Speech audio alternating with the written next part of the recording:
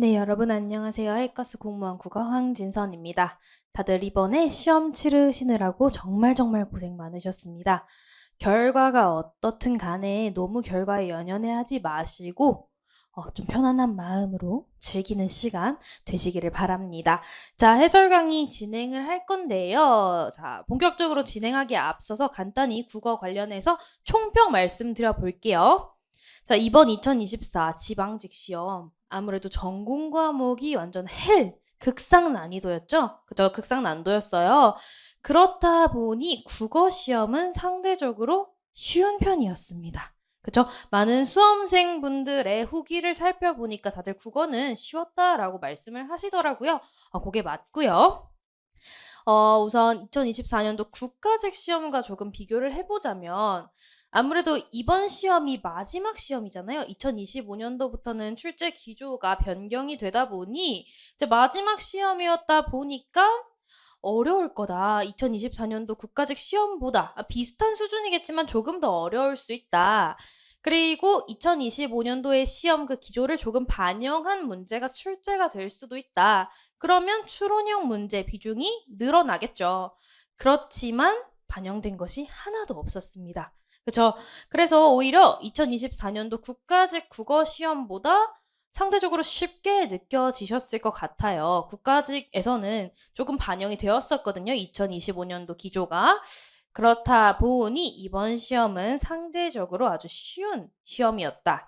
그렇게 생각을 해주시면 될 것 같고 출제 비중도 사실 기존 시험과 다를 바는 없었습니다. 자, 비문학부터 보시면 뭐 당연한 거죠. 비중이. 네 유형 중에서는 비중이 가장 높습니다. 비문학을 하나하나 따지고 봤더니 뭐 화법과 작문은 보통 평균적으로 합쳐서 3문제 정도 출제되는데 이번 시험에도 그 사항이 반영이 되었고요. 자, 그리고 국가직 같은 경우는요. 사실 이거 사실 확인 문제 있죠. 사실 확인 문제가 한 문제 나왔었어요. 그리고 추론형에서 7문제가 나왔었는데 그래서 우리 시간 절약을 위해 추론형 문제 대비를 하자라고 말씀을 드렸는데 보니까 사실형 문제가 4문제나 출제가 되었어요. 그래서 사실형과 추론형이 4문제 골고루 출제가 되었기 때문에 아마 많은 수험생분들이 여기에서 시간 절약을 조금 하셨을 것 같아요. 그리고 상대적으로 체감 난도도 낮게 느껴지셨을 거고요. 자, 그리고 문학 같은 경우도 마찬가지예요. 기존 시험처럼 고전 운문 한 문제, 고전 산문 하나, 현대 운문 한 문제, 현대 산문 한 문제 이렇게 골고루 총 4문제가 출제가 되었고요. 사실 2024년도 국가직의 경우에는 고전 운문 문제가 어려웠어요. 그쵸? 고려 가요 정과정이라고 하는 상대적으로 기본 작품이 나오기는 했는데 선질 구성이 수험생분들이 많이 헷갈려 하시게끔 문제가 출제가 되었던 반면 이번 지방직 고전 운문은 평시조가 나왔죠. 평시조들 중에서도 낯선 작품은 하나도 없었습니다. 이번에도 마찬가지로 작품은 여러분들이 쉽게 볼 수 있었던 기존 주요 작품 위주로 나왔고요. 요거 같은 경우는 선질 구성도 아주 쉽게 출제가 되었습니다. 그래서 고전 운문 크게 어렵지 않으셨을 것 같고요. 뭐 고전 산문, 판소리가 나왔어요. 그쵸? 그래서 얘는 작품 자체도 생소하지 않았고 문제 자체도 어렵지 않았습니다. 자, 그리고 현대 운문, 현대 산문은 낯선 작품이었을 수 있지만 어렵지 않은 작품이었을 뿐더러 역시 선지 구성도 크게 어렵지 않았기 때문에 문학은 쉬운 유형이었다. 그렇게 정리해 볼 수 있을 것 같고요. 자, 어법은 3문제가 나왔어요. 자, 1번부터 나왔죠? 단어의 의미 묻는 문제였는데 단어의 의미가 사실 어렵게 나오려면 충분히 어려울 수 있는 유형이었지만 이번에는 아주 쉽게 출제가 되었고요.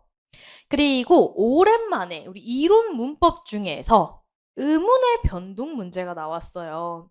그래서 의문의 변동은 사실 완전 초반부에 있거든요. 그쵸? 완전 초반부에 있어요. 3단원에 있는데 하지만 문제가 어렵게 출제가 되지는 않았어요.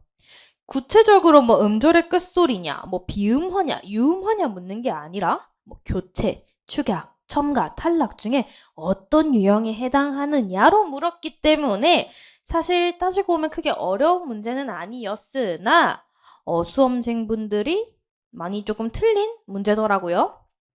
요건 다시 한번 정리를 해보시면 좋을 것 같고요. 틀리신 분들은. 자, 그리고 한 문제는 맞춤법 표기 문제였어요. 물론 표기 문제는 많은 분들이 어려워하긴 하죠. 그치만 사실 난도 자체는 크게 어렵지는 않았거든요. 두 선지 정도는 헷갈릴 수 있었을 것 같은데 크게 어렵지는 않았다. 그렇게 정리하고 넘어갈 수 있을 것 같고요. 어휘 두 문제는 한자 어휘 문제가 나왔어요. 많은 수험생분들이 제일 싫어하는 유형에 해당이 되겠죠. 근데 한 문제 같은 경우는 사실 한자어를 주고 이미 녹음은 되어 있고 걔를 고유어로 바꾸는 문제였어요. 그런 것들은 많은 분들이 어려워하지 않아요.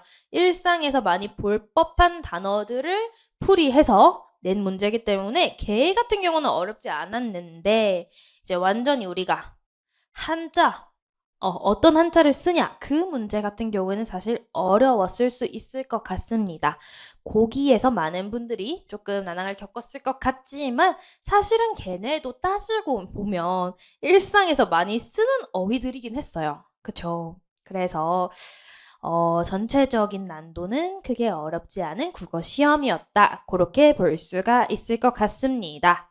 되시겠죠? 자, 그래서 여기서 총평 마무리하고 해설 강의 시작해 보도록 하겠습니다. 자, 1번 문제. 단어의 의미 묻는 어법 문제이고요.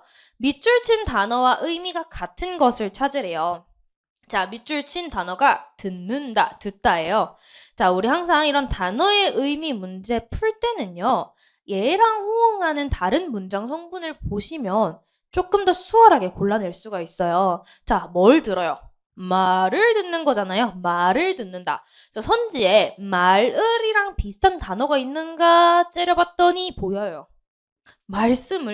말이나 말씀이나 같은 말이잖아요. 그쵸? 그래서 정답은 쉽게 2번으로 고르셨을 것 같고요. 얘 같은 경우는 의미가 귀를 기울이다. 말을 듣기 위해 귀를 기울이다의 의미를 가지고 있어요. 그래서 정답은 2번이고 자, 1번 같은 경우는요. 약이 듣는 거죠. 약이 나에게 잘 듣는 거죠. 호응하는 문장 성분 자체가 말과 사실 연결이 힘들고요. 얘 같은 경우는 의미가 약간 효과가 있다. 그죠? 효험이 있다 정도로 해석을 하실 수가 있을 것 같고 자, 3번은 이번 학기에 6과목을 들을 거래요. 6과목.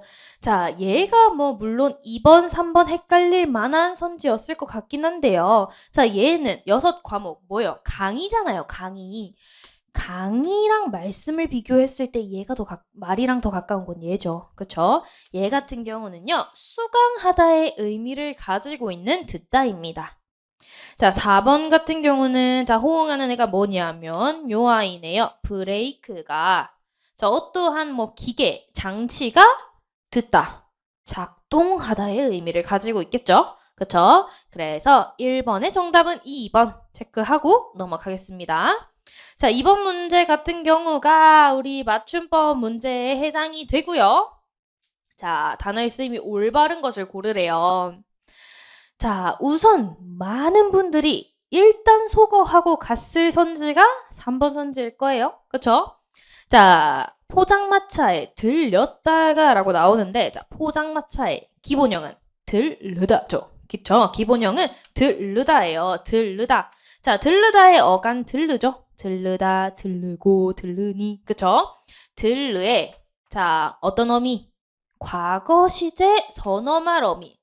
모음으로 시작하는 어시라고 하는 어미가 결합을 했어요. 자, 그러면 항상 어간의 의가 모음으로 시작하는 어미 만나면 항상 탈락하죠. 얘는 항상 탈락하게 되어 있습니다. 자, 그래서 어떻게 활용이 되냐면 들렀다가 이렇게 활용이 되는 거겠죠. 들렀다가. 그래서 요것은 우선 될 수가 없고요. 자, 4번에 바지의 헤어진 부분에 짜집기를 했다. 짜집기라고 많이들 써요. 저기 세탁소 같은 데 봐도 짜집기 적혀 있는 데가 되게 많아요. 하지만 쟤는 표준어가 아니죠. 그쵸? 요거는 우리 표준어 그 단어 장에도 있었어요. 그래서 얘는 짜집지가 아니라 짜깁기. 그쵸? 깊다에서 온 거예요. 깊다. 그래서 짜깁기가 적절한 표기고요. 자, 1번은요. 옥죄다. 얘가요. 오겨죄다 라는 뜻이에요. 오겨죄다. 오겨죄다. 오겨 어떻게 써요? 이렇게 쓰는 거예요. 그래서 좋아이의 적절한 표기는 옥죄다. 이렇게 써야 됩니다. 그래서 남은 정답 2번. 쇠다. 자, 나는 해마다 양력과 음력으로 설을 쇠인데요. 자, 이때 쇠다는요. 어떤 뭐 기념일이죠. 뭐 설이든 추석 요런 기념일을 맞이하여 지내다라는 의미를 가지고 있는 동사로 쇠다 표기가 적절합니다. 여기에 선어말어미 니은이 결합한 거겠죠. 자, 그래서 2번의 정답은 2번. 저렇게 표기를 하는 게 맞습니다. 넘어갈게요. 자, 3번 문제입니다. 다음 글에서 알 수 있는 내용이 아닌 것은 자, 요거 사실파악 비문학 유형이죠. 사실파악 독해고요. 그러니까 우린 빨리 풀기 위해서 선지를 체크해 볼 겁니다. 1번 선지 봤더니 저작물의 개념, 저작자의 정의, 개념과 정의를 찾아볼 거고 2번 1차, 2차 저작물의 차이점 찾아볼 거고요. 3번 창작자가 지녀야 할 태도를 찾아볼 거고요. 4번 저작권을 보호해야 하는 이유를 찾아볼게요. 자, 근데 이건 어렵지 않았어요. 쉽게 보이셨을 거예요. 자, 1문단 보시면요. 우선 저작권이란 인간의 사상이나 감정을 창의적으로 표현한 저작물을 보호하기 위해 저작자에게 부여한 권리를 말한다. 저작권의 개념인데 저작권의 개념은 나오지 않았어요. 근데 다음 문장 보시면 저작물은 인간의 사상 또는 감정을 표현한 창작물. 그리고 저작자란 저작 행위를 통해 저작물을 창작해낸 사람을 가리킨대요. 어때요? 둘 다 개념 정의하고 있죠? 그래서 1번 선지는 소거하실 수가 있습니다. 되겠죠? 자, 그 다음 이어서 보면 그러므로 숨겨져 있던 다른 사람의 저작물을 발견했거나 발굴해낸 사람, 저작물 작성을 의뢰한 사람, 뭐 아이디어나 조언을 한 사람, 옆에서 도와줬거나 자료를 제공한 사람은 저작자가 될 수 없다. 자, 계속 이제 저작자의 범위에 대해서 얘기하면서 저작물에는 1차적 저작물뿐만 아니라 2차적 저작물과 편집 저작물도 포함되어 있으므로 2차적 저작물 또는 편집 저작물의 작성자 또는 저작자가 된다. 자, 우리가 선지에서 분명 1차, 2차 저작물 얘기가 나오긴 했는데 여기에서 차이를 아직 얘기하고 있지는 않아요. 요런 게 있다. 요런 거죠. 그죠? 차이점은 알 수 없어요, 아직. 자, 넘어갈게요. 저작권 보호와 관련하여 거인의 어깨 위 난쟁이는 거인보다 멀리 볼 수 있다라는 말이 있대요. 뭔가 비유한 것 같죠? 거인이란 현재의 저작자들보다 앞서 창작 활동을 통해 저작물을 남긴 선배 저작자. 그쵸? 비유하는 표현이 맞았네요. 거인은 선배 저작자. 이 말은 창작자는 다른 사람이 만들어 놓은 저작물을 모방하거나 인용할 수밖에 없다는 점을 강조한 것이다. 그쵸? 거인의 어깨 위 난쟁이는 창작자를 가리키는 거겠죠. 다만, 자, 그럼 이것도 체크하고 갈게요. 창작자, 난쟁이로 연결할 수 있겠죠?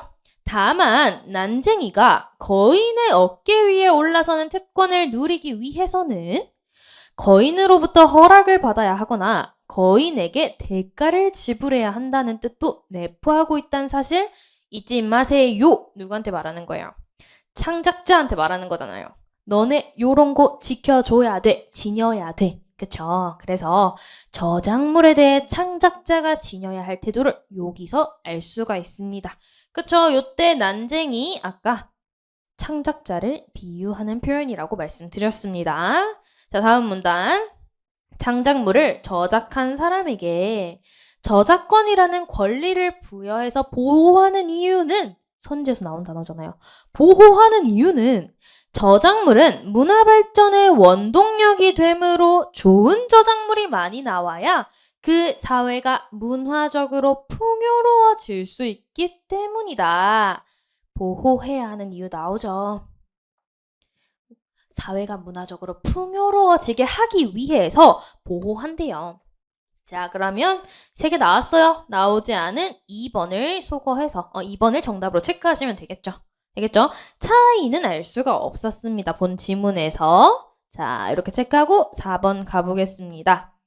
자, 다음 글에서 밑줄 친 부분의 원인으로 가장 적절한 것은? 자, 그러면 밑줄 친 부분을 먼저 훑어주는 거예요. 봤더니 연주를 듣기 위해 서 있는 사람은 아무도 없었대요. 왜 연주를 듣기 위해 아무도 서 있지 않았을까? 여러분들은 머릿속에 의문을 품은 채, 자, 지문을 읽는 겁니다. 급격하게 돌아가는 현대적 생활 방식은 종종 삶을 즐기지 못하게 방해한다. 그쵸? 너무너무 바쁜 현생을 살아가려면 우리는 삶을 잘 즐기지 못해요. 추위가 한창 매섭던 1월의 어느 아침 한 길거리 음악가가, 자, 음악가 나오네요. 워싱턴시의 지하철역에서 바이올린을 연주했대요. 그는 스트라디바리우스 바이올린으로 바흐의 샤콘을 비롯하여 6곡의 클래식 음악을 연주했고요. 자, 그런데 아까 밑줄친 내용과 비슷한 맥락의 내용이 나와요. 출근길에 연주가를 지나쳐간 대략 1000여 명의 시민이 대부분 그에게 관심조차 주지 않았대요. 자, 우리 아까 밑줄 친 내용 읽었잖아요. 뭔가 비슷하지 않아요? 비슷한 말이죠. 단지 몇 사람만 걷는 속도를 늦추었을 뿐이다. 7분 정도가 지났을 무렵 한 중년 여인이 지나가면서 모자에 1달러를 던져주었다. 1시간 정도가 지났을 때 연주가의 모자에는 32달러 17센트가 쌓여 있었지만 아까 밑줄 친 거였죠. 서 있는 사람은 없었대요. 계속 읽어볼게요, 일단. 그 음악가인 조슈아 벨은 사실은 전 세계적으로 유명한 연주가였고 평상시 그의 콘서트 입장권은 100달러가 넘는데요. 자, 우리 항상 여러분 독해, 비문학 유형은요. 지문에서 근거를 찾아야 돼요. 새로운 말을 여러분들이 창작해내서는 안 됩니다. 자, 그러면 왜 아무도 서 있지 않았겠어요? 다들 현생이 바쁜 거예요. 난 출근해야 되는데. 그쵸? 아까 급격하게 돌아가는 이 생활 괜히 나온 게 아니에요. 뭐요? 출근. 그래서 출근길에 사람들은 뭐 삶을 즐길 수 없어요. 여유롭지 않아요. 빨리 일하러 가야지. 그러니까 아무도 없었던 거겠죠. 그쵸? 자, 지문에서 근거를 찾아서, 그쵸? 요거 출근길에 연주가를 지나쳐간 시민들.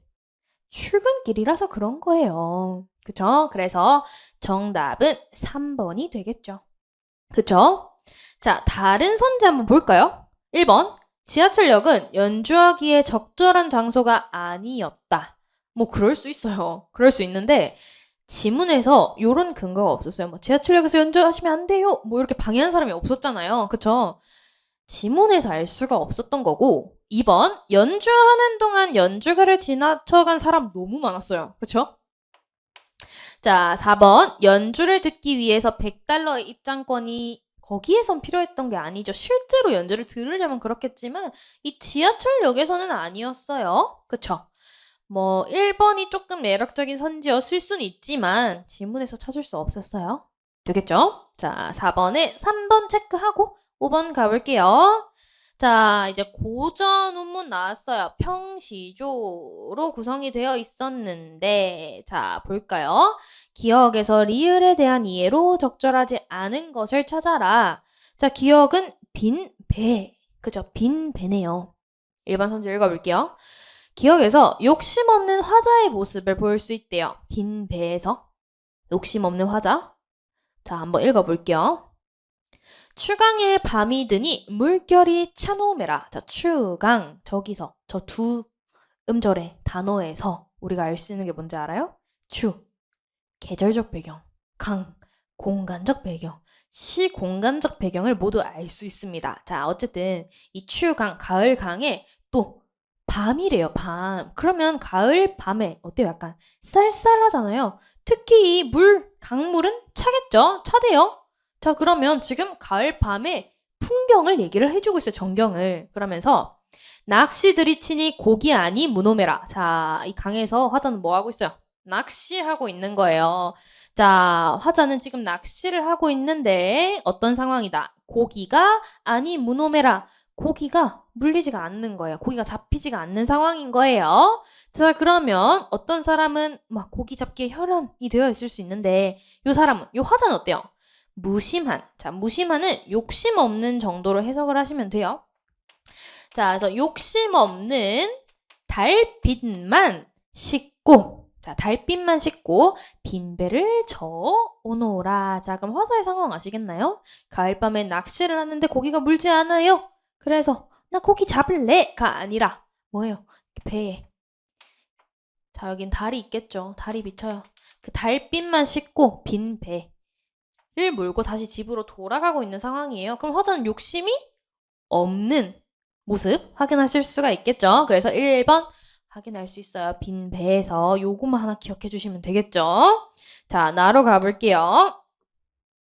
자, 도산 12곡이라고 하는 연시조의 한 수를 들고 온 겁니다. 자, 2번 선지 보시면 니은에서 속세를 그리워하는 화자의 모습을 볼 수 있대요. 니은 초야우생. 자, 초야우생이 무슨 뜻이냐? 자, 초야는 여러분, 초야 한자 보세요. 풀과 들이잖아요. 그럼 그냥 여러분들은 자연으로 해석하시면 돼요. 자, 초야 자연이고요. 우생, 어리석을 우자예요. 그래서 우생은요, 어리석은 사람 정도로 해석을 하시면 되는데, 그러면 요거를 문장을 만들어 보면 자연에 묻혀 사는 어리석은 사람 정도로 해석을 하실 수가 있는 거예요. 자, 그러면 우선 화자는 뭔가 자연에 묻혀 사는 사람인가? 뭐 이렇게 생각하면서 글을 읽어보는 거예요. 자, 이런들 어떠하며 저런들 어떠하리. 자, 뭐예요? 초연한 거예요. 뭐 이래도 저래도 상관없다라는 거죠. 자, 여기서 초연한 뭔가 일종의 달관한 화자의 모습을 확인할 수 있고요. 그렇죠? 그러면서 초야우생, 자연에 묻혀 사는 어리석은 사람, 화자 자신을 겸손하게 표현한 단어라고 생각하시면 돼요. 어쨌든 이렇게 자연에 묻혀 사는 내 삶, 이렇다 한들 어떠하리 상관없다. 그러면서 하물며 천석고항을 고쳐 무슴하료. 자, 천석고항은요, 요거가 해석이 되었다면 사실은 정말 쉬운 문제였는데 천석고항은요, 자연을 너무너무 사랑하는 거예요. 그래서 자연에 묻혀 살고 싶은 마음 있죠. 묻혀 살고 싶은 마음을 천석고황이라고 하는 고질병에 비유한 표현입니다. 그냥 쉽게 나 자연에 묻혀 살고 싶다 이렇게 보시면 돼요. 자, 그래서 하물며 나 이렇게 자연에 묻혀 살고 싶은 마음 고쳐서 무엇 하겠는가? 즉, 나 그냥 이 마음 고치지 않고 평생 자연에 묻혀 살고 싶은 마음 가지고 살래. 그건 거예요. 즉, 이 화자는 나 자연이 너무 좋아. 그 정도예요. 자, 근데 2번 선지 어때요? 속세를 그리워한다? 연결 절대 불가능합니다. 되시겠죠? 그래서 안 돼요. 오히려 자연에 묻혀 살고 싶어하는 화자의 모습 정도로 해석을 하시면 되고요. 자, 다 볼게요. 다도 유명한 평시조죠. 자, 디귿의 강산. 쉽게 자연으로 보시면 되겠죠. 자연 중에서도 뭐 강산이에요. 자, 어쨌든 3번. 디귿에서 자연의 일부가 되어 살아가는 화자의 모습을 볼 수 있다. 그렇죠? 디귿 자체가 자연이었는데, 자, 해석해보면, 자, 10년을 경영하여. 자, 10년을 경영하다. 쉽게 그냥 10년을 계획했다 정도로 보시면 돼요. 자, 10년을 계획해서 초려 3간 지어내니. 자, 이렇게 3칸짜리 초가집을 지어낸 거예요. 자, 근데 이것도 일종의 표현법 뭘까요? 10년이나 계획했어요. 초가집 3칸을 지어낼까요? 오히려 화려한 집을 지어내려고 10년을 계획하겠죠. 그러니까 이건 일종의 과장법에 해당이 됩니다. 어쨌든 자, 3칸을 지어냈어요. 중장 나 1칸, 달 1칸, 청풍 1칸 맡겨준대요. 자, 그러면 이제 나, 달, 청풍 같이 사는 거예요. 각 1칸씩. 그쵸? 그러면 강사는 어때요? 공간이 없네? 차지할 공간이 없네? 그러니 강사는 드릴 데가 없으니 둘러두고 보리라. 자, 그러면 쉽게. 자, 이렇게 뭐 색깔짜리 초가집이 있어요. 나 살고요. 달 살고요. 자, 청풍 살고요. 그쵸? 근데 강산은 이제 꽉 차서 들어올 데가 없어요. 들일 데가 없어요. 그러니까 요 주변에 이렇게 뭐 산이랑 강 삥 둘러놓고 보겠다. 즉 뭐예요? 화자는 뭐 하고 싶다. 자연과 함께 어우러져 살고 싶다라는 마음이 드러나고 있는 작품입니다. 그게 3번 선지의 내용이겠죠? 연결이 되실 거고요. 자, 라 볼게요. 자, 라의 리을은 이 몸. 자기 몸을 가리키는 거 아닐까요? 나 자신? 뭐, 그쵸? 어쨌든 4번 선지 리을에서 현실의 근심으로부터 초탈한 화자의 모습을 볼 수 있다라고 되어 있는데, 자, 볼게요. 말 없은 청산이요, 태 없은 유수로다. 갑 없은 청풍이요, 님자 없은 명어리로다. 유사한 동사구조 반복되는 거 확인하실 수가 있겠죠? 자, 대꾸법이고요. 자, 보시면 청산이든 유수든 청풍이든 명어리든 쉽게 뭐로 해석하시면 되겠어요? 자연. 자, 자연이 어떻냐면요. 말이 없어요. 그러니까 의젓한 거예요. 태가 없대요. 그러니까 모양, 형태 할 때 태겠죠. 그쵸? 태가 없대요. 즉 꾸밈이 없는 자연이라는 거예요. 그래서 초장, 자연은 어떤 특징? 의연하고 의젓하고 꾸밈이 없고. 그쵸? 그 다음 중장, 값 없은 자연이래요. 즉 값 없다. 값을 지불하지 않아도 되는 자연. 그리고 님자 없대요. 주인이 없다. 주인이 없는 자연이래요. 그래서 초장, 중장은 자연의 특징을 얘기를 쭉 했어요. 그쵸? 의연하고 꾸밈 없고 값 지불 안 해도 되고 그리고 주인이 없어요. 이런 자연에서 이 중에 이런 자연 속에서 병 없은 이 몸이 분별 없이 늙으리라. 자, 병 없는 나 자신 얘기하는 거겠죠. 화자 자신을 얘기하는 거예요. 화자 자신이 분별 없이, 자, 분별은요, 쉽게 걱정으로 해석하시면 돼요. 자, 걱정 없이 늙겠노라. 자, 그럼 나 이 자연 속에서 아무런 근심 걱정 없이 살겠어요. 라고 하는 화자의 태도가 드러나죠. 그게 4번 선지. 현실의 근심으로부터 초탈했구나. 확인하실 수가 있습니다. 되시겠죠? 자, 넘어갈게요. 자, 6번 한자 어휘 문제예요. 자, 근데 이 문제 같은 경우는 앞서 말씀드린 것처럼 이미 뭐 도금되어 있죠. 도금이 안 되어 있었으면 어려웠을 건데 도금이 되어 있고 얘를 풀어 쓴 거 연결되는지만 문맥상 파악하실 수 있는 문제였거든요. 자, 적절하지 않은 것을 찾는데 자, 우리 수시로 너무 많이 쓰는 말 아니에요, 수시로? 뭐요? 언제나 아무 때나 갑자기 막 들이 닥칠 때도 우리 수시로라고 얘기를 하죠. 그쵸? 그래서 이 수시는요, 한자를 풀이해보면 따를 숫자에 때 시자를 써서 정해놓은 때 없이 그때그때 상황에 따른다라는 뜻을 가지고 있고요. 어쨌든 선생님께서는 아무 때나 늘 불쑥불쑥 갑자기 교실에 들어오신 거겠죠? 문맥상도 파악이 가능해요. 집어 넣어보시면 됩니다.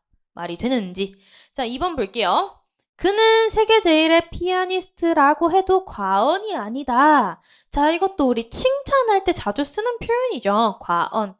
자, 그리고 한자 자체로 봤을 때도 어려운 한자가 아니잖아요. 지날 과자에 말씀 원자 써서 지나치게 말을 한다는 건데 그가 세계 제일 피아니스트라고 해도 지나침이 없다. 그만큼 짱이다. 이런 말이죠. 그러니까 지나친 말이 아니다. 칭찬하는 표현이 되겠죠.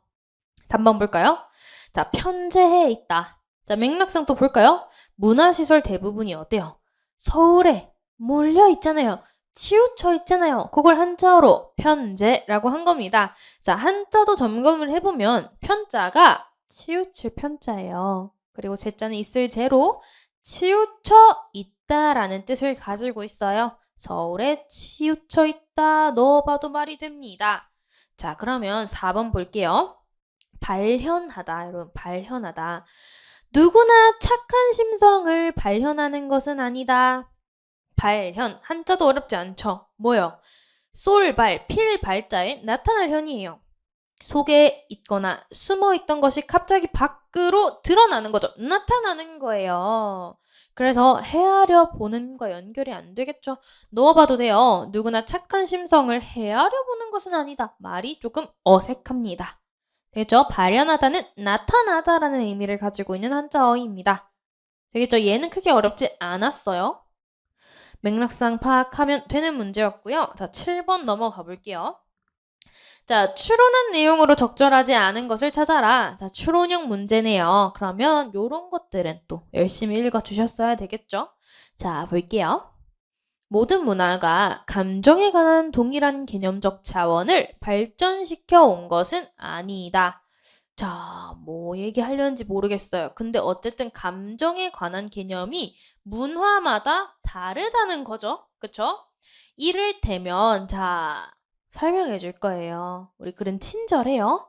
미국인들은 보통 당혹감, 수치심, 죄책감, 수줍음을 구별하지만 자바 사람들은 이러한 감정을 하나의 단어로 표현한대요. 뭐예요? 문화에 따라서 감정에 대한 개념이 다르다. 예시로 나왔네요. 감정 어휘들은 요렇게로 문화마다 다를 뿐 아니라 역사적으로도 다르대요. 중세시대에는 이것도 예시로 전개가 되겠네요.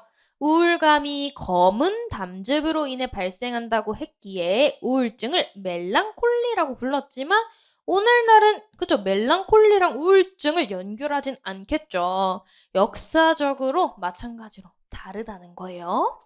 또한 인터넷의 발명과 함께 감정 어휘는 이메일 보내기, 문자 보내기, 트위터 하기에 스며든 관습에 의해서도 형성된대요. 자, 기술 발전에 의한 관습도 영향을 준다고 해요.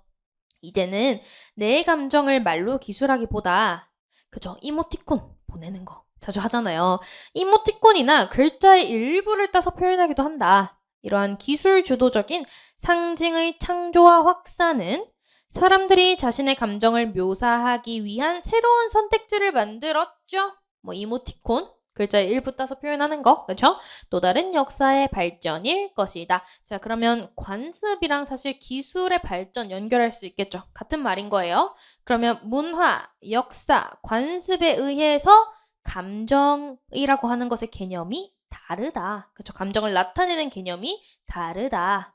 자, 우리 지문이 어렵지 않았습니다. 자, 그럼 체크해볼까요? 열심히 읽었으니까 왔다 갔다 안 해도 돼요. 자, 1번. 감정에 대한 개념적 자원은 문화에 따라 다르다. 그쵸? 문화, 역사, 관습 나왔고요. 자, 2번. 동일한 감정이라도 그것을 표현하는 방식은 시대에 따라 다르다. 역사적으로 다르다. 같은 말이겠죠? 4번 볼게요. 오늘날 인터넷에서 이모티콘을 사용하는 것과 같이 과거에는 없었던 감정 표현 방식이 새로이 나타났죠. 뭐에 의해? 관습, 그리고 기술의 발전에 의해서 오늘날은 이모티콘만으로 감정 표현이 가능해요. 과거랑 다르게. 자, 그럼 정답은 남은 3번이 되는데요. 자, 감정 어휘를 풍부하게 갖고 있는 집단은 그렇지 않은 집단보다 이 관련 내용은 지문에 어디 있었냐면 아까 미국, 그쵸? 그리고 자바 비교했던 거 그거. 그러면 감정 어휘가 더 많은 우리 저기 미국인들, 그쵸? 요 문장에서 관련 내용이 나왔어요. 자, 미국인들이 자바인들보다 더 기술 발전에 유연한가요? 그런 거는 알 수가 없어요. 그쵸? 알 수가 없습니다. 그 내용이 나온 건 단지 문화마다 감정에 대한 개념이 다르다를 알려주기 위한 거였지 기술 발전에 더 유연하다? 연결 불가능합니다. 그쵸? 그래서 정답은 3번. 얘는 조금 쉬운 추론형이었다고 볼 수가 있겠네요. 자, 넘어가서 8번 보겠습니다. 자, 현대 운문 작품이고요. 박목월 시인의 불국사라고 하는 작품이에요. 근데 여러분들 딱 요 시를 보셨을 때 뭐지? 이런 생각이 들었을 거예요. 왜냐면 얘 같은 경우는 뭐 어떤 화자가 딱히 등장하는 것도 아니고요. 표면에. 그렇죠? 그리고 무슨 정서, 감정이 보이지 않고 뭔가 풍경만 딱 묘사하는 것 같아요. 그죠?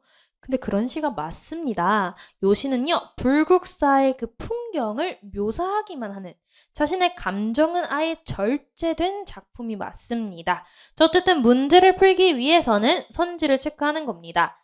자, 1번. 시선의 이동에 따라 대상을 그려내고 있는지. 그럼 대상은 이 불국사일 확률이 높겠죠? 2번 수미상관 구조. 요거는 여러분 그냥 한눈에 봐도 되는 거 아니에요? 처음이랑 끝이 반복되고 있는지 유사한지 봤더니 자 우리 1년 2년 흰 달빛 자하문 달안개 물소리 그리고 7년 8년 보시면요. 흰 달빛 자하문은 동일하고 바람 소리, 물소리는 동일한데 이제 달안개와 바람 소리가 조금 다르네요.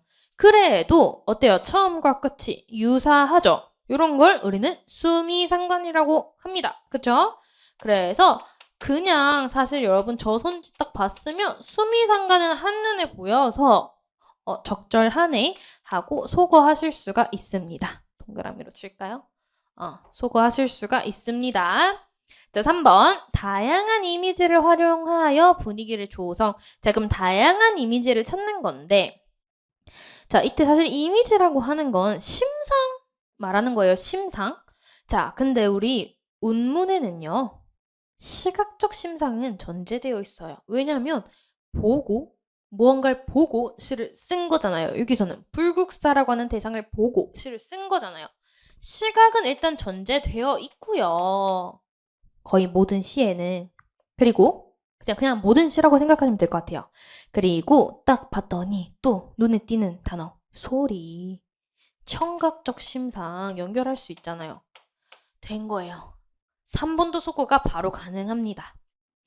자, 만일 내가 시각이 전제되어 있었다는 걸 몰랐어도 여러분 여기서 시각을 드러내는 시어가 보여요.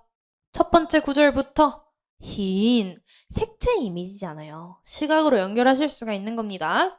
자, 4번 대상과의 거리를 조정하여 화자와 현실 세계의 대립. 자, 근데 아까 말씀드렸다시피 감정을 절제하고 있는 시에서 이런 걸 찾기는 힘들 것 같은데 그래도 혹시 모르니까 시를 한번 읽어볼게요. 자, 항상 제목 체크해 주시고 불국사. 자, 흰 달빛 자하문. 자, 불국사에 자하문이 있는데 거기에 뭐 한 상황? 흰 달빛이 비치고 있는 상황이에요. 자, 그 다음 달안개 보이고 물소리가 들려요. 여기 자하문에서. 자, 그 다음 자하문 다음에 뭐요? 시선이 어디로 이동했어요? 대웅전으로 갑니다. 자, 대웅전 큰 보살, 바람소리, 솔소리가 들립니다. 자, 그 다음 범영로에 뜬 그림자, 흔히 졌는데 그러고 다시 흰 달빛 자하문으로 시선이 이동하면서 자하문을 한 번 더 묘사하고 있어요. 자문에 비치고 있는 흰 달빛을. 그러면서 바람 소리 들리네, 물소리 들리네. 자, 그래서 아까도 말씀드렸다시피 여기에는요. 그냥 불국사 주변의 전경을 묘사한 것밖에 없어요. 되겠죠? 어쨌든 시선 이동은 나타나잖아요. 대상들이 이렇게 쭉 불국사 내부에 있는 이런 대상들을 보는 시선이 이동하면서 대상을 그려내고 있는 거 확인하실 수가 있고요. 그렇기 때문에 지금 풍경만 묘사하고 있지 대상과 거리를 더 멀리 해가지고 대립을 나타내고 있다? 연결이 불가능합니다. 되시겠죠? 간단했어요. 선지 구성 자체가 사실 너무 쉬운 문제였다라고 볼 수가 있습니다. 자, 9번으로 넘어가 볼게요. 자, 문법 문제네요. 문법 문제. 자, 기억에서 리을을 활용하여 의문 변동을 설명한 것으로 적절한 것은 자, 아까도 말씀드렸다시피 구체적인 걸 묻는 게 아니라 크게 4가지 유형 있죠. 의문 변동에는 교체, 탈락, 첨가, 축약을 묻고 있어요. 자, 하나씩 체크를 해보겠습니다. 자, 색연필, 색연필. 자, 얘 발음 어떻게 될까요? 색연필 아니죠. 자, 자연스럽게 해보는 거예요. 자연스러운 현실 발음. 색연필. 그쵸? 색연필이라고 우리는 발음합니다. 자, 그럼 어떻게 색연필이 되었을까? 한번 분석을 해보면요. 자, 다시 적어볼까요? 색연필. 자, 여러분. 색연필. 얘네는 합성어인 건 아시겠죠? 색 플러스 연필이잖아요. 자, 합성어라는 조건에서 자음으로 끝나고 이야, 여요유가 만나요. 그러면 뭐가 일어나냐면 니은 첨가 현상이 일어납니다. 자, 색, 연필. 자, 여기에서 첨가가 일어나는데 첨가 디귿이죠? 디귿. 자, 그 다음에 저기 니은 보이시죠? 니은이 뭐예요? 자음의 종류 중에 소리의 방법에 따라 우리는 저 니은을 비음이라고 합니다. 비음. 자, 그래서 비음이 아닌 애가 비음을 만나서 자기도 똑같이 비음이 되는 거예요. 그래서 요 현상은요, 뭐 개수 변한 거 없죠? 음운의 개수 변한 거 없이 바뀌기만 했기 때문에 교체 현상에 해당이 됩니다. 자, 그러면 2번 선지에 이해해 볼게요. 외골, 외골. 자, 얘는 쉬워요. 외골. 외골 아니에요. 외골. 겹받치면 우리가 동시에 르스 뭐 이렇게 발음이 안 돼요. 외골스 이렇게 안 되잖아요. 하나가 탈락하고 있는 거 확인하실 수 있죠. 자, 얘는 사실 겹받침이 하나가 탈락해서 단순화된 거죠. 단순해졌어요. 자음군 단순화 현상. 자, 음은 두 개가 하나로 탈락했다. 그렇게 연결하시면 되겠고요. 자, 그 다음 갑지다 가볼까요? 갑지다. 자, 얘도 우리 편하게 발음하시면 갑지다라고 발음하시죠? 갑지다, 갑지다, 갑지다 이렇게 안 하잖아요. 갑지다, 갑지다. 그쵸? 자, 그러면 얘도 천천히 해볼게요. 자, 우선은 아까 말씀드렸죠? 겹받침 같이 발음 불가능해요. 비읍, 시옷의 대표음은 비읍이죠.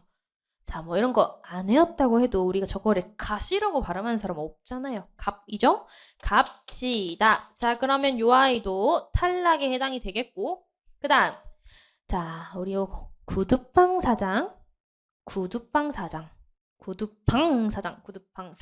있죠? 얘네 두 개가 만나면 항상 뒤에가 예외 없이 무조건 된 소리로 변하게 되고요. 자, 개수 변동 있어요? 없어요. 한 개잖아요. 개수 변동 없이 바뀌기만 한 교체 유형에 해당이 됩니다. 자, 마지막 4번에 있는 깨끗하다 해볼게요. 자, 얘도 현실 발음 생각해 보시면 깨끗하다, 깨끗하다, 깨끗하다 이렇게 되실 거예요. 깨끗하다. 자, 적어볼게요. 자, 요 아이. 자, 뭐부터 보이냐면요. 자, 우리 시옷은 어때요? 가느다란 물방울에 해당하지 않아서 음절의 끝소리에 발음될 수 없어요. 대표음으로 바뀝니다. 깨끗하다. 그쵸? 시옷이 디귿으로 바뀌기만 했으니 교체로 가고요. 자, 그 다음에 디귿과 히읗이 만나면 어떻게 돼요? 티읕이 되겠죠. 깨끗하다. 자, 디귿과 히읗이 만나서 제3의 음운을 만들어냈어요. 이런 걸 자, 축약, 리을. 그죠? 축약에 해당이 됩니다. 되겠죠? 자, 다 정리했어요. 그러면 다시 선지로 돌아가서 정답은 사실 진즉에 나왔죠. 진작에. 1번입니다. 자, 2번 같은 경우는요. 니은만 나타났고요. 3번은 기역, 니은이 나타났습니다. 안 되죠? 그쵸? 4번은 기역, 리을. 안 되네요. 디귿이 아니니까. 되시겠죠? 자, 이렇게 정리를 해볼 수가 있을 것 같습니다. 자, 넘어갈게요. 10번 문제입니다. 자, 빈칸 추론. 자, 추론형 문제가 하나 더 나왔네요. 빈칸 추론. 빈칸에 들어갈 내용으로 적절한 것을 찾아라. 자, 빈칸 위치부터 한번 훑습니다. 제일 마지막에 있네요. 뭐 정리하는 문장이 되지 않을까요? 요약하는 문장. 결국 프랑스인에게 포도주란. 그러면 그들에게 포도주는 어떤 의미를 가지는지 우리는 의문을 가지면서 한번 얘도 마찬가지로 지문에서 반드시 근거를 찾아주셔야 됩니다. 자, 해볼게요. 프랑스에서 포도주는 간단한 식사에서 축제까지 작은 카페의 대화에서 연회장의 교제에 이르기까지 언제 어디서나 함께한다. 자, 그러면 우선 프랑스에서 포도주는 어떻대요? 의미가 언제 어디서나 뗄래야 뗄 수 없는 존재. 그쵸? 포도주는 계절에 따른 어떤 날씨에도 분위기를 고양시킬 수 있어 추운 계절이 되면 따뜻한 분위기를 연출하고 한여름이 되면 서늘하거나 시원한 그늘을 떠올리는 분위기를 조성한다. 좋은 역할을 하네요. 또한 배고프거나 지칠 때, 지루하거나 답답할 때, 심리적으로 불안할 때나 육체적으로 힘든 그 어느 경우에도 프랑스인들에게는 포도주가 아주 절실하다고 느낀다고 합니다. 자, 포도주의 의미에 체크하면서 가야겠죠? 네, 언제 어디서나 뗄래야 뗄 수 없다를 사실 쭉 이어서 말한 거예요. 프랑스에서 포도주는 장소와 시간, 상황에 관계없이 음식과 결부될 수 있는 모든 곳. 보세요. 같은 말 계속하는 거예요. 뗄래야 뗄 수 없는 존재. 그쵸? 포도주가 일상의 세세한 부분에까지 결부된 탓에 프랑스 국민은 이제 포도주가 있어야 할 곳에 포도주가 없다는 사실만으로도 충격을 받는데요. 그러니까 무조건 있어야 돼요.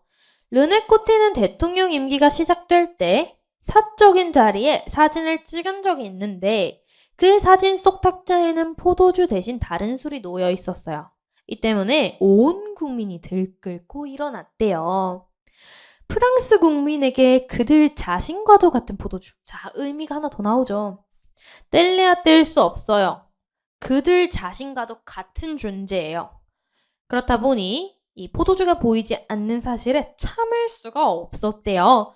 자, 즉 프랑스인에게 포도주는 어떤 의미? 자, 두 가지 요 내용만 선지해서 찾으시면 돼요. 뗄래야 뗄 수 없다. 혹은 자신과도 같은 존재이다. 자, 선지로 가볼게요. 자, 선지로 갔더니 보시면 어때요? 뗄래야 뗄 수 없다. 혹은 그들 자신과도 같다. 비슷한 거 있죠? 2번, 자신들의 정체성. 자기 자신과도 같다는 거잖아요. 정체성이라고 하는 건. 그래서 정답은 2번이고요. 자, 빈칸의 근거는 바로 요 노란 색깔로 제가 색칠해 놓은 요 아이입니다. 그래서 빈칸 추론은 아마 이제 2025년도 시험부터는 2문제씩 나올 확률이 높아요. 항상 이렇게 지문에서 근거를 찾으셔야 합니다. 되시겠죠? 자, 10번에 2번 체크하고 11번 넘어가도록 하겠습니다. 자, 11번 문제는 장문 문제예요. 고쳐 쓰기 문제이고요. 어렵지 않았습니다. 자, 보시면 자, 얼마 전 나는 유명 축구 선수의 성공 과정을 담은 다큐멘터리 프로그램을 시청했대요. 방송을 본 대부분의 사람들은 괴로운 고난을 이겨낸 그 선수의 노력. 자, 우선 체크할까요? 기억, 괴로운 고난. 자, 어때요? 의미가 중복되죠? 어디서? 괴롭다가 고난이라고 하는 단어 자체에도 있죠. 고난. 쓸고의 어려울 난이잖아요. 쓰다는 게 뭐예요? 괴롭다는 거잖아요. 괴롭다라고 하는 의미가 중복되니까 어때요? 요 괴롭다 하나를 덜어냅니다. 그래서 1번 선지 고난으로 고치는 거 적절합니다. 자, 어쨌든 선수의 노력과 집념에 많은 사람들이 감동을 받았을 거래요. 니은 그러므로 나는 그 선수의 가족과 훈련 트레이너 등 주변 사람들에게 더 큰 감명. 자, 보시면요. 니은 앞뒤로. 자, 요 접속어 앞뒤로 앞에는 무슨 내용이었어요? 선수 얘기였죠. 자, 근데 니은 접속어 뒤는 선수의 가족과 훈련 트레이너 나와요. 그러면 어때요? 내용이 전환된 거죠. 상반된 느낌을 주고 있어요. 그쵸? 그래서 접속어 바꿔줘야겠죠? 그러므로는 어때요? 인과니까 상반의 의미를 나타내기 위해서 2번 선지 그러나로 바꾸는 거 적절합니다. 되시겠죠? 자, 그러면 3번, 4번 선지로 볼게요. 선수의 가족들은 선수가 전지훈련을 가거나 원정 경기를 할 때 묵묵히 뒤에서 응원했고요. 훈련 트레이너는 선수의 체력 증진은 물론 컨디션 조절 등에도 많은 역할을 하고 있었다. 디귿, 나는 그런 훈련 트레이너가 되는 과정이 궁금해졌다. 갑자기 내 얘기를 해요? 너무 통일성에 어긋나죠. 3번, 글 전체의 흐름을 고려하여 삭제해야겠죠. 지금 나한테 포커스를 두는 게 아니에요. 그 선수의 가족과 트레이너. 자, 그래서 삭제한다 3번 선지도 적절하고요. 자, 비록 사람들의 관심이 최고의 자리에 오른 그 선수에게로 향하는 것은 당연한 일로 나는 그 가족과 훈련 트레이너의 도움이 주목받지 못하는 것 같아서 안타까웠다 라고 되어 있는데, 자, 지금 리을 4번 선지 보시면요. 부사어와의 호응을 고려한대요. 자, 부사어가 어디 있어요? 비록,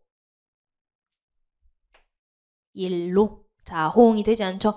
비록이라고 하는 부사어는 뭐와 호응이 되냐면 뭐뭐일지라도, 그쵸? 뭐뭐일지라도로 연결이 되어야 돼요.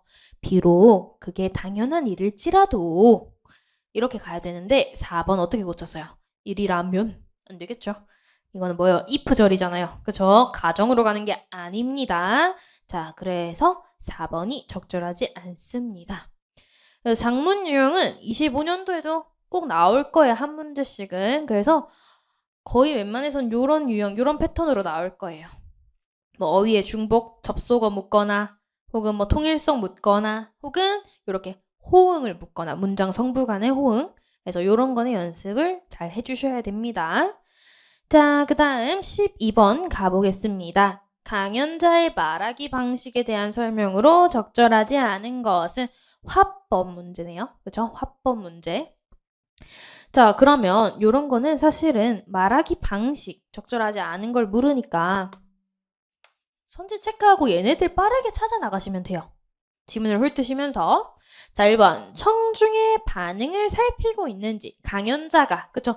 지금 우리는 강연자의 말하기 방식이니까 강연자가 청중의 반응을 살피고 있는지. 2번. 전문가의 연구 결과를 제시하고 있는지. 3번. 시각 자료를 제시하는지. 4번. 특정한 상황을 가정하는지 찾아볼 겁니다. 자, 보시면 안녕하세요. 저는 누구누구입니다. 저는 사회역학이라는 학문을 공부하고 있는데요. 혹시 사회역학이라는 단어를 들어보신 적 있으신가요? 뭐예요? 청중한테 질문했겠죠? 대답이 돌아왔겠죠? 그래서 네, 별로 없네요. 사람들이 뭐 약간 거의 없었나 봐요. 뭐 손든 사람이든, 그쵸? 뭐 고개를 끄덕이는 사람도 없었나 봐요. 그들의 반응을 살피고 이렇게 얘기를 한 거겠죠. 그러면 1번 바로 소거하셔야겠죠. 됩니다. 간단히 말씀드리면 질병 발생의 원인에 대한 사회적 요인을 탐구하는 분야입니다. 여러분들의 표정을 보니 더 모르겠다는 표정인데요. 계속 그들의 반응을 살피고 있는 거겠죠. 오늘 강연을 듣고 나면 제가 어떤 공부를 하는지 조금 더 알게 되실 겁니다. 자, 흡연을 예로 들어서 말씀을 드린대요. 저소득층에게 흡연은 적은 비용으로 스트레스 해소할 수 있는 방편이에요. 위험한 작업 환경에서 일하는 노동자에게 담배를 피우면 폐암이 발생할 수 있어요. 그러니 금연해야 한다고 말한다면, 여러분 선지서 봤죠? if절, 가정절, 그쵸? 그렇다면 이 말은 그렇게 설득력 있지 않을 거예요. 어때요? 4번. 특정한 상황을 가정하고 있다는 거. 그래서 가정에서 설명하니까 사람들이 보다 이해를 조금 더 잘 할 수 있게 되겠죠? 저소득층이 열악한 사회적 환경에서 살아남기 위해 흡연할 경우 그 점을 고려하지 않은 금연 정책은 효과를 보기 어렵다는 의미입니다. 요거를 설명하기 위해서 가정문을 들고 온 겁니다. 자, 이러한 주장을 뒷받침하는 연구 결과가 있습니다. 하버드 보건대학원의 글로리안 소련슨 교수팀은 제조업 사업체 15곳의 노동자 9,019명을 대상으로 연구를 진행하면서 다음과 같은 질문을 던집니다. 자, 어때요, 여러분? 지금 전문가의, 그죠? 교수팀 전문가의 연구 결과를 들고 있는 거겠죠. 9,019, 그쵸? 대상으로 한 연구면 얼마나 전문성이 있겠어요. 그래서 연구 결과로 신뢰성을 높이고 있다까지 확인할 수 있어요. 그럼 안 나온 게 하나죠. 시각 자료 제시예요. 그래서 막 빠르게 훑어도 뒤에 시각 자료는 없는 게 확인이 돼요. 그러면 확실히 정답은 3번이다. 이렇게 체크하고 넘어가시면 되겠죠. 되겠죠? 넘어갈게요. 13번입니다. 자, 중심 내용 찾기예요. 중심 내용 찾기. 요 아이도 좀 오랜만에 나왔습니다. 하지만 중심 내용이 쉽죠? 핵심 문장만 잘 찾으시면 됩니다. 보시면 범죄 소설이 지닌 이데올로기의 뿌리는 죽음에 대한 공포이다. 범죄 소설의 탄생은 자본주의의 출현이라는 사회적 조건과 맞물려 있다. 자, 여기까지 읽었을 때 핵심 화제는 범죄 소설이겠죠. 자, 얘가 핵심 화제일 거예요. 자, 그러면서 지금 범죄 소설의 이데올로기 그리고 범죄 소설의 탄생에 대해서 얘기를 해요. 자본주의 출현과 관련이 있대요. 자본주의가 출현하자 죽음을 대하는 태도가 근본적으로 변화했다. 원시 사회에는 죽음이 자연스러운 결과로 받아졌어요. 근데 아까 얘는 공포였잖아요. 근데 원시 사회에서는 자연스러운 결과였대요. 상반되는 얘기하고 있죠. 죽음은 사람들이 스스로 준비해야 하는 것이면서 가족과 사회로부터의 관심과 도움이 필요한 것이었다. 그러나 부르주아 사회에서는 인간이 소외되고 소외된 인간은 노동을 하고 돈을 버는데 없어서는 안 될 도구인 육체에 얽매이게 돼요. 자, 그에 따라 인간은 죽음의 강박관념, 즉 죽음에 대한 공포를 가지게 된 겁니다. 게다가 죽음은 불가피한 삶의 종결이 아니라 파국이다. 파국적 사고라는 견해를 갖게 된대요. 죽음은 예기치 않은 사고라고 강박적으로 바라보게 되면 폭력에 의한 죽음에 몰두하게 되고 결국에는 살인과 범죄에 몰두하게 되면서 뭐 한 거겠어요? 범죄 소설이 탄생하게 된 거겠죠. 자, 그러니까 정리해보자면 뭐예요? 예전 원시 사회에는 죽음을 자연스러운 결과로 받아들였다면 자본주의가 출현하면서는 사람들이 뭐 해야 돼요? 노동해야 돼요. 그러려면 뭐가 있어야 돼요? 육체가 있어야 돼요. 그러니까 당연히 죽음이라고 하는 건 육체가 사라지게 되는 거잖아요. 그러니까 죽음에 대한 공포심을 가지게 되었고 그로 인해서 탄생한 것이 무엇이다? 범죄 소설이다. 요렇게 정리를 해볼 수가 있겠네요. 자, 그 내용을 정리한 선지가 무엇인가 봤더니 1번 범죄 소설은 자본주의 출현 이후 죽음에 대한 달라진 태도의 기반을 두고 있다. 어때요? 적절하죠. 자본주의의 출현 이후 죽음에 대해 사람들이 두려워해요. 그로 인해 탄생한 것이다. 제가 아까 말씀드린 문장 되겠죠? 그래서 1번이 정답이고요. 2번 범죄 소설은 부르주아 사회의 인간 소외 어디 있었어요? 자, 중심 내용은 모든 내용을 포괄해야 됩니다. 3번 범죄 소설은 원시 사회로부터 이어져 온 죽음에 대한 공포. 원시 사회에서는 공포로 보지 않았죠. 4번 범죄 소설은 죽음을 자연스러운 것으로 받아들이는 건 완전히 상반된 내용입니다. 애초에 2번, 3번, 4번은 관련이 없었네요. 상반되거나. 그래서 이 아이는 사실 뭐 매력적인 선지가 없었다. 그래서 1번 이렇게 체크하고 가셨을 수도 있겠네요. 되겠죠? 체크하고 넘어가겠습니다. 자, 14번 보겠습니다. 자, 다음 글을 이해한 내용으로 적절하지 않은 것을 찾으라고 하는데 자, 얘가 사실은 세부 내용 파악하기, 즉 사실 이해 유형의 독해 문제입니다. 그럼 보통 어떻게 푸세요, 여러분들? 선지 체크하시잖아요. 자, 근데 저는 이렇게 선지가 뭐 가정형으로 되어 있고 이게 원인과 결과 나와 있고 애초에 선지 구성이 보시면 문장이 다 길어요. 그러면 여러분들 이건 좀 기억을 해주셨으면 좋겠어요. 그렇다면 사실은 선지 읽고 지문으로 가는 게 여러분들이 2배로 글을 읽게 되는 결과를 생성시킬 수도 있습니다.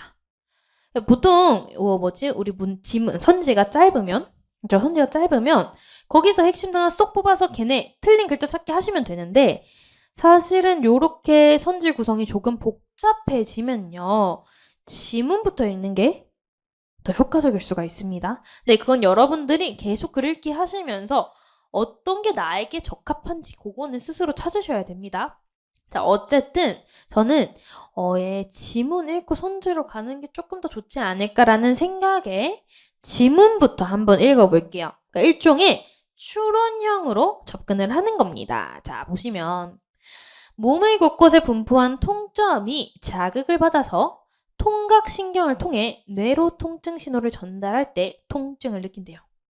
어떤 과정을 거쳐서 통증을 느끼냐면, 자, 통점이 자극을 받아요. 그래서 통각신경을 통해서 뇌로 이 신호가 전달이 되는 거예요. 통증 신호가. 그래서 통점을 구성하는 세포의 세포막에는 통로라고 하는 구조가 있대요. 자, 아까 통점 얘기 나왔잖아요. 이것을 구성하는 세포막에는 통로라고 하는 것이 있고요. 이 통로를 통해서 세포의 안과 밖으로 여러 물질들이 오가면서 세포 사이에 다양한 신호를 전달한대요. 그럼 통로를 통해서 세포들이 왔다 갔다 하는구나. 자, 이 문단. 통점의 세포에서 인식한 통증 신호. 아까 인식한다 했잖아요. 통증 신호는 통각신경을 통해 뇌로 전달된다는 아까도 얘기한 말. 그쵸? 그대로 얘기하고 있고요. 재미있는 사실은 통각신경이 다른 감각신경에 비해 매우 가늘어서 신호를 느리게 전달한대요. 자, 체크할게요. 새로운 특징이죠. 통각신경은요, 가늘어서 느리게 전달한대요. 요런 거 있죠, 여러분. 누가 봐도 반이어 있는 요런 단어들 선지에 나올 수 있어요, 충분히. 나중에 이제 추론형에 대비하기 위해서 요런 것들 좀 여러분들이 포인트로 체크해 주시면 좋을 것 같아요. 어쨌든 예를 들어 몸 길이가 30m인 흰긴 수염고래는 꼬리에 통증이 생기면 최대 1분 후에 아픔을 느낀대요. 그러니까 신호가 느리게 전달이 된다라는 예시를 말해주고 있습니다. 통각신경이 다른 감각신경에 비해 가는 이유. 자, 가늘다고 했는데 이유까지 나오네요. 더 많이 배치되기 위해서라고 합니다. 피부에는 1제곱센티미터당 200개의 통점이 빽빽이 분포하는데 통각신경이 굵다면 이렇게 많은 수의 통점이 배치될 수 없겠죠. 가늘어야 빽빽하게 많이 배치될 수 있겠죠. 이렇게 통점이 빽빽이 배치되어야 아픈 부위를 정확하게 알 수 있대요. 반면 내장기관에는 통점이 1제곱센티미터당 4개에 불과하다. 자, 원래는 이 일에 빽빽한데 내장기관에는 어떻다? 4개밖에 없대요. 적다는 거죠. 그래서 아픈 부위를 정확히 알기 어렵다. 폐암과 간암이 늦게 발견되는 것도 통점이 적어서, 즉 거의 없기 때문에. 자, 그럼 통점이 거의 없으면 아픈 부위를 정확히 알 수 없구나까지 확인하실 수가 있겠죠. 자, 얘도 모든 내용 꼼꼼히 읽었어요. 자, 그러면 선지 보시면 쉽게 느껴지실 겁니다. 자, 답이 너무 명확히 보이고 있는데, 자, 1번. 통로는 여러 물질들이 세포의 안팎으로 오가며 신호를 전달하는 구조. 그죠? 통로를 통해서 세포들이 안팎으로 왔다 갔다 한다고 확인할 수 있었고요. 1문단에서. 2번. 통증을 느끼지 못하게 되면 치명적인 질병에 걸려도 질병의 발견이 늦을 수 있다. 아까 폐암과 간암의 예시로 들었죠. 3번. 통각신경은 가늘어요. 그래서 어떻다 했어요? 신호 전달이 느리다. 아까 말씀드렸죠. 반이어가 명백한 거 바꿔서 낼 확률이 높아요. 그렇죠? 그래서 정답은 3번입니다. 느리다. 4번. 아픈 부위가 어디인지 정확하게 알기 위해서는 통점이 빽빽이 많이 있어야 된다 그랬죠. 그렇죠? 통점이 적을수록 잘 못 느낀다고 그랬어요. 그러면서 아까 폐암과 간암 얘기가 나온 겁니다. 자, 그래서 3번.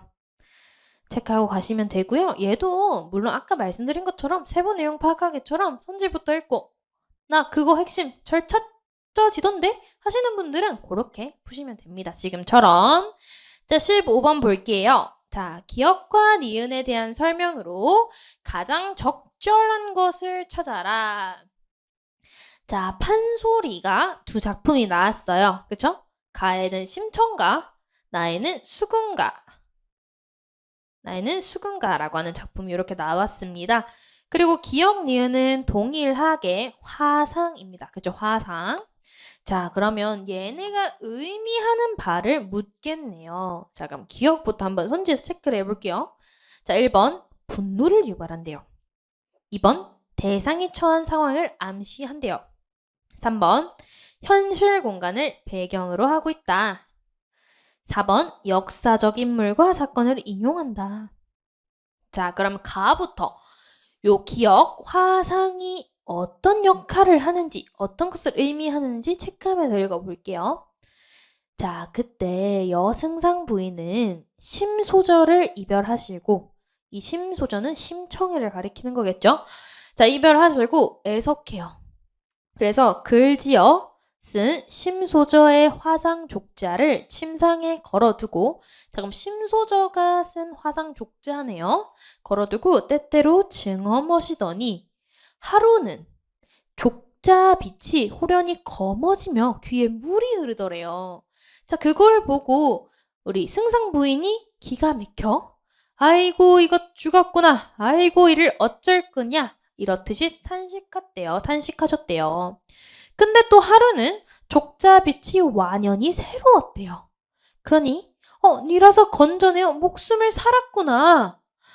자, 지금 화상의 빛을 보고 우리 승상 부인이 뭐 하고 계시는 거예요?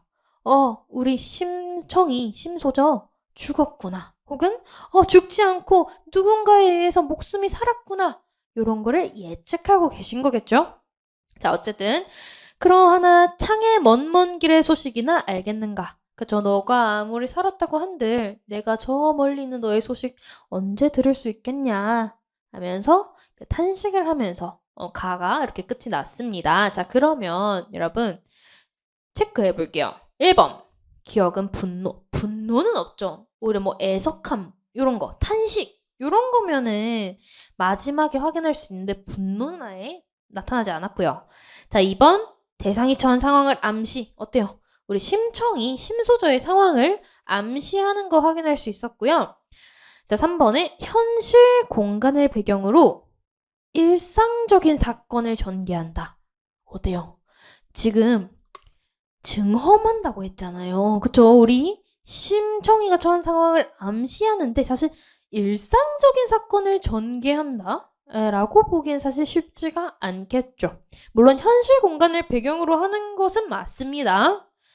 일단은 이렇게 보고 4번 넘어갈게요. 자, 역사적 인물과 사건을 인용하고 있지는 않습니다. 자, 그러면 사실은 선지가 2번으로 좀 좁혀지긴 했어요. 자, 그쵸? 나 한번 볼게요. 화공을 불러들여 토끼 화상을 그린다고 합니다. 거북 연적 오징어로 먹가라. 자, 그림을 그리는 거겠죠? 천하 명산 승지 간의 경계를 보는 눈.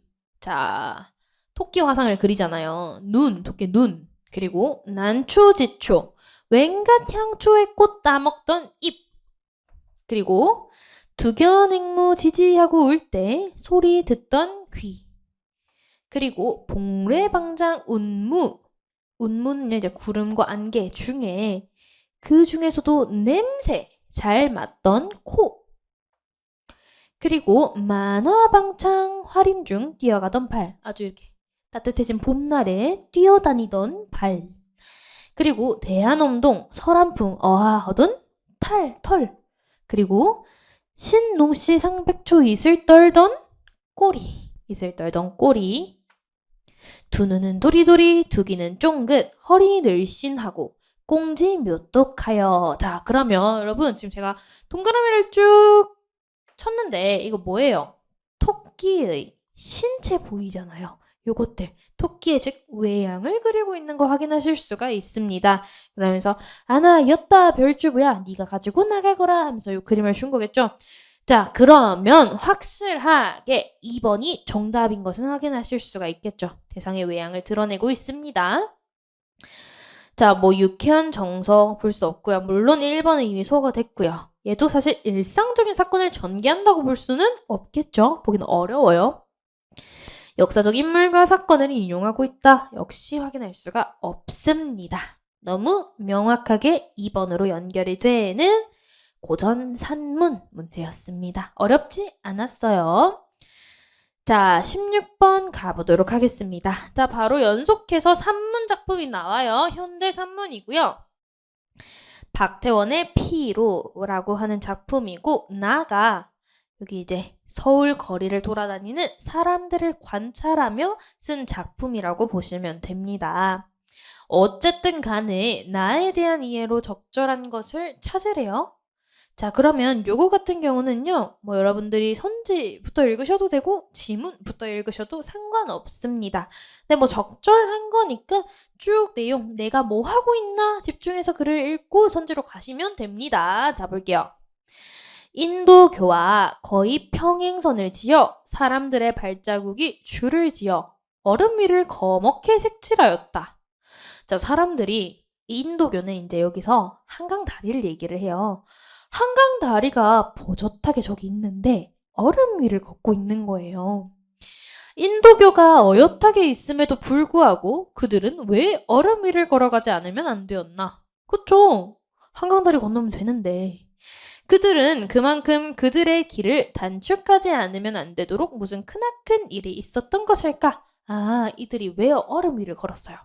얼음 위가 약간 지름길에 해당이 됐나 봐요. 급한 일이 있었나 보다. 내가 이렇게 생각하고 있는 거죠. 자, 나는 그들의 고무신을 통하여 집신을 통하여 그들의 발바닥이 감촉하였을 너무나 차디찬 얼음장을 생각하고 저 모르게 푸르르 몸서리치지 않을 수 없었다. 여러분도 딱 이 대목 읽으니까 뭔가 서늘해지지 않나요? 그쵸? 그들이 이제 얼음 길을 걷고 추워할 게 뭔가 상상이 돼요. 가방을 둘러맨 보통 학교 생도가 얼음 위를 지났다. 팔짱 낀 사나이가 동저고리 바람으로 뒤를 따랐다. 빵장수가 통을 둘러매고 또 뒤를 이었다. 조버이스 나낙네, 감투 쓴 노인. 그들의 수요는 분명히 인도교 위를 지나는 사람보다 많았다. 많은 사람들이 지금 뭐하고 있다? 한강다리가 아니라 얼음 위로 걷고 있다. 강바람은 거의 끊임없이 불어왔다. 자, 어쨌든 지금 상황도 좋지 않아요. 그쵸? 부정적인 상황이죠. 너무 추워요. 그 사나운 바람은 얼음 위를 지나는 사람들의 목을 움츠리게 하였다. 목을 한껏 움츠리고 강 위를 지나는 그들의 모양은 이곳 풍경을 좀 더 삭막하게 하여 놓았다. 여러분, 지금까지 사실은 내가 뭐 하고 있어요? 딱 하나의 행위밖에 안 하고 있죠. 그 얼음 위를 걸어 다니는 그들을 사실 이해하지 못해요. 그쵸? 아니, 왜 얼음 위를 가는 거야? 라고 생각하고 있잖아요. 그러면서 그들 관찰하고 막 묘사하고 있는 것밖에 없어요. 사실 나의 역할은. 나는 그것에 나의 마지막 걸어갈 길을 너무나 확실히 보고 그리고 저 모르게 악연하였다. 정신이 아득해진 거예요. 왜? 나도 저 길을 걸어가야 될 것 같거든. 그죠? 이러면서 내용이 끝나요. 그쵸? 그렇다면 여러분 정답이 될 수 있는 선지는 사실 하나밖에 없어요. 1번 보시면 얼음 위를 지나는 사람들에게 이질감 느끼고 있죠. 그쵸? 왜 저기를 건너냐. 인도교가 뻔히 있는데 버젓하게 있는데 라고 얘기하면서도 공감하고 있어요. 저 길이 나의 마지막 걸어갈 길이 되지 않을까 뿐만 아니라 어때요? 공감하니까 저 모르게 부르르 몸서리치지 않을 수 없었다에서도 공감하고 있다는 걸 확인하실 수가 있습니다. 자, 다른 선지 보시면요. 타인의 비정함은 알 수가 없었고요. 자, 저 사람들 왜 지나가지라고 얘기하는 건 뭐였어요? 얼음 위를 지나가는 사람이었지? 인도교 위를 지나가는 사람들의 어리석음 연결할 수가 없겠죠? 4번. 생의 종말이 멀지 않았다. 이거 뭔가 너무 비약 아니에요? 그쵸? 이것도 지문에서 확인할 수 없는 내용이었습니다. 되겠죠? 자, 이렇게 체크하고 사실 어렵지 않은 마찬가지 현대 산문이었고 자, 17번. 자, 우리 이 전개 순서 나열하기, 배열하기 역시 추론형에 해당이 됩니다. 근데 어렵지 않은 추론형이죠. 자, 얘 같은 경우는 우선 첫 문장을 주고 있어요. 청소년 노동자를 바라보는 시각에는 양극단이 존재한대요. 그럼 이 양극단을 다 얘기하겠죠? 나오네요, 바로. 경제적으로 어려운 아이들, 그리고 지나치게 돈을 좋아하는 아이들, 양극단의 시각이 나타나 있습니다. 자, 그러고 우리가 다음으로 연결할 건 나밖에 없어요. 나부터 볼까요? 전자는 자, 경제적으로 어려운 아이는요. 청소년이 노동을 선택하는 이유를 생계비 마련 하나만으로 축소해버리고 피해자로만 바라본다는 점에 문제가 있다고 합니다. 자, 그럼 전자의 문제점에 대해서 얘기를 하고 있네요. 자, 그 다음에 힌트를 얻으려고 했더니 힌트를 얻기는 쉽지 않네요. 그죠? 가다라가 다 나와요. 그럼 다 읽어봅시다. 이런 시각은 비행만을 강조. 아니죠. 경제적으로 어려운 피해자로만 바라본다 했는데 이걸 비행을 강조하는 시각으로 연결할 수가 없겠죠?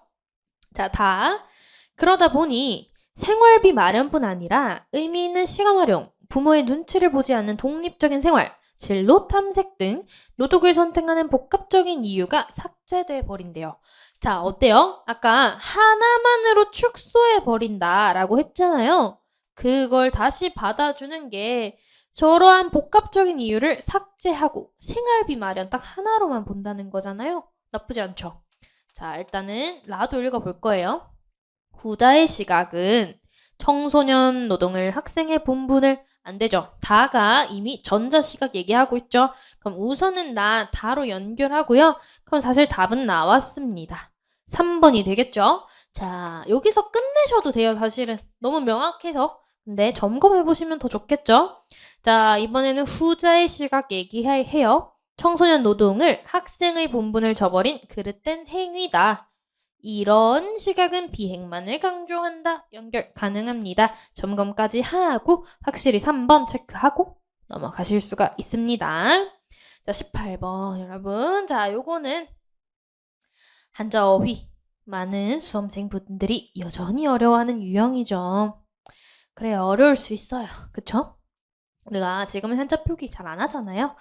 자, 그래도 한번 체크해 볼까요? 기억에 공문서가 나오고 있어요. 공문서. 자, 1번 문제 보시면요. 자, 문서는 맞아요. 문서. 그쵸? 그럴문에 글서자인데 공이요. 여러분, 지금 나와 있는 공자는 무슨 공자? 우리 함께 하다의 의미를 가지고 있는 함께 공이에요. 자, 근데 공문서라고 하는 것은요. 모든 우리 공공 할 때 공자. 그죠? 공공. 모든 사람이 접할 수 있다의 의미를 가진 모든 사람이 공평하게. 공문서의 공자는 공평할 공자가 들어가야 됩니다. 그래서 요 아이가 아니라 공평할 공자가 들어간다. 그렇게 연결하시면 되고요. 자, 니은은요. 가상공간이라고 나오는데 자, 공간 2번 선지 보시면요. 공평한 사이라고 나오고 있죠. 그죠? 공평할 공자의 사이 간자가 나오는데 자, 공간은요, 여러분. 공간은 어때야 될까요? 특징이. 텅 비어 있어야 돼요. 그렇기 때문에 공평할 공자가 아니라 우리 비어 있다의 의미를 가진 공자 있죠? 빌공자를 씁니다. 그래서 공간은 빌공의 사이간을 씁니다. 자, 디귿 볼게요. 일상의 의상소통 할 때 일상. 자, 일상. 3번 선지 갔더니 여러분 어때요? 일상. 날일자는 맞아요. 우리 매일 할 때도 날일자인데 상이 지금 생각할 상자가 들어가 있죠. 생각. 자, 우리 일상 생각이랑은 사실 연결이 쉽진 않죠? 그쵸? 일상 뭐요? 매일이란 뜻이잖아요. 항상을 의미하는 상자가 하나 있어요. 항상 상자가 있죠. 항상상. 그래서 일상 할 때 상자는요. 항상 상자가 쓰여야 됩니다. 자, 그래서 정답은 4번이고요. 성찰 한자 보시면요. 요 아이 살필 성자고요. 살필 찰자예요. 찰. 자, 그래서 성찰은요. 살피는 거예요. 돌이켜보는 거예요. 계속해서 내 행위를 살펴보는 거예요. 그래서 성찰은 살필성에 살필찰자를 써서 4번이 표기가 적절합니다. 사실 2025년도부터는 한자어휘가 나오지 않죠? 우리 국가직, 지방직 9급에서는 마지막 문제 이제 보내줘야 할 유형이 되겠네요.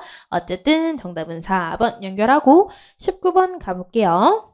자, 다음 글의 글쓰기 방식에 대한 설명으로 가장 적절한 것은 자, 19문제. 너무 쉬운 문제를 줬어요. 자, 내용을 묻는 것도 아니고 방식을 물으면서 적절한 거예요. 그럼 빠르게 선지 보시고요. 요거 있는 거 찾으시면 돼요. 자, 1번은 예시, 2번은 전문가의 의견 인용, 3번 묻고 답하는 형식, 4번 비유로 심각성 강조. 자, 그럼 빠르게 요것 중에 있는 거 찾아볼게요. 인간을 움직이게 하는 두 축은 당근과 채찍, 즉 보상과 처벌이다. 우리가 의욕을 갖는 것은 당근 때문이다. 채찍을 피하기 위해서 살아가는 것도 한 방법일 테지만 그것은 너무 가혹할 것이다. 가끔이라도 웃음을 주고 피로를 풀어주는 당근, 즉 긍정적 보상물이 있기에 고단한 일상을 감수한다. 자, 어때요? 아직 아무것도 안 나왔어요. 다음 문장. 어떤 부모에게는 아이가 꾹꾹 눌러 쓴 엄마 아빠 사랑해요라는 카드가 당근이다. 자, 카드. 당근의 예시가 되겠죠. 마찬가지 다음 문장. 어떤 직장인에게는 주말마다 떠나는 여행이 당근. 자, 여행도 어때요? 당근의 예시. 그래서 요 카드와 요 여행이 당근의 예시를 사용해서 이해를 돕고 있다. 아주 간단한 문제였습니다. 그쵸? 자, 우리 이제 마지막 문제 볼 건데요. 자, 마지막 문제가 화법 문제였고요. 대화를 분석한 내용으로 적절하지 않은 것을 찾으라고 합니다. 자, 그러고 딱 보시면요. 박과장, 김주무관, 이주무관, 윤주무관, 박과장 이렇게 나오고 있어요. 그리고 선지도 주무관 하나하나 나오고 있어요. 그러면 요거는요. 여러분들이 이렇게 비교해 가면서 푸시면 됩니다. 김주무관 대화 끝나면 체크해보고 그런 식으로 푸시면 빠르게 해결이 가능하셨을 거예요. 자, 우선 박과장님 말 보시면 오늘은 우리 시에서 후원하는 벚꽃 축제의 홍보 방법을 논의하겠습니다. 자, 이번 토의의 주제는 벚꽃 축제 홍보 방법입니다. 자, 타 지역 사람들이 축제에 찾아오게 하는 홍보 방법을 제안해 주세요. 그랬더니 김주무관이 지역 주민들이 SNS로 정보 얻고 소통하니 SNS로 홍보합시다. 홍보 방법 SNS. 지역 주민들이 많이 가입한 SNS를 선별해서 홍보하면 입소문이 날 겁니다. 자, 선지 가볼게요. 자, 1번 선지. 축제의 홍보 방안이 논제죠. 그죠? 토론의 주제예요. 토의의 주제예요. 토의의 주제. 토론은 아니죠. 찬반이 없으니까. 자, 토의하는 과정을 보여주고 있고요. 그죠? 주제가 되겠죠? 이번에 김주무관은 지역 주민들이 SNS 많이 사용합니다. 그러니 SNS로 홍보합시다. 괜찮죠? 자, 이주무관 볼게요. 파급력을 생각하면 지역 주민보다는 대중이 널리 이용하는 라디오 광고. 자, 우리 김주무관은 지역 주민 얘기했으니 조금 더 범위가 큰 대중이 이용하는 라디오 광고로 활용합시다. 라디오는 다양한 연령과 계층이 듣기 때문에 광고 효과가 더 클 것입니다. 자, 그러면 이주무관 3번 선지 볼까요? 라디오 광고가 SNS보다 홍보 효과가 클 것이다. 근거로 들고 있는 거 확인하실 수 있어요. 그럼 정답은 남은 거 4번일 텐데 일단 박 과장님 들어가기 전에 우리 윤주무관 내용도 볼까요? 어떤 홍보든 간에 가장 쉬운 방법이 제일 좋습니다. 우리 기관의 누리집, 우리 기관의 누리집에 홍보 자료를 올립시다. 또 새로운 방안 제시했더니 박 과장, 네, 윤주무관의 생각에 저도 동의합니다. 우리 기관의 누리집에 홍보 자료를 올리면 시간도 적게 들고 홍보 효과도 크겠네요. 박 과장님은 지금 뭐 하고 계세요? 윤 주무관의 의견에 동의하면서 토의가 끝났어요. 4번.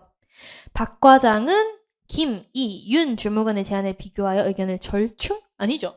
윤 주무관 의견에 동의하는 거였잖아요.